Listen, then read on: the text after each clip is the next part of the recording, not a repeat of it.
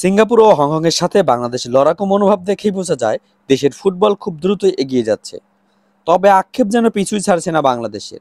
শেষ পর্যন্ত একটাই আক্ষেপ আমাদের, গোল করতে না পারার আক্ষেপ।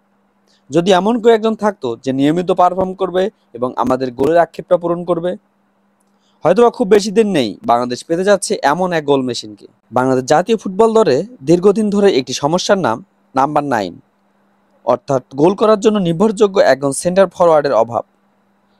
ফুটবল যোদ্ধাদের আশা এই শূন্যতা পূরণের সমাধান হয়ে উঠতে পারেন ইংল্যান্ড প্রবাসী বাংলাদেশি বংশোদ্ভূত ফরওয়ার্ড জায়ান মোহাম্মদ জুনায়েদ হাকিম।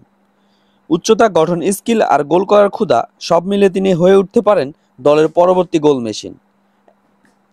6 ফুট 2 ইঞ্চি উচ্চতার এই লেফট ফুট ফরওয়ার্ড বর্তমানে খেলছেন ইংল্যান্ডের অষ্টম টায়ারের ক্লাব নোম্যাডসে। গত মৌসুমে 55 ম্যাচে গোল করেছেন 18, যা তাকে বাংলাদেশ দলের জন্য সম্ভাবনাময় একজন খেলোয়াড় হিসেবে সামনে এনেছে। জায়ানের জন্ম লেস্টারে। 2016 সালে ইংল্যান্ডের তৃতীয় টায়ারের ক্লাব ম্যান্সফিল্ড টাউনের হয়ে পেশাদার ক্যারিয়ার শুরু করেন। মাঠে তার উচ্চতা ও শারীরিক সক্ষমতা তাকে আক্রমণ ভাগে প্রভাবশালী করে তোলে। প্রতিপক্ষ রক্ষণ ভেঙে গোলের দেখা পেতে পারেন দ্রুত গতিতে।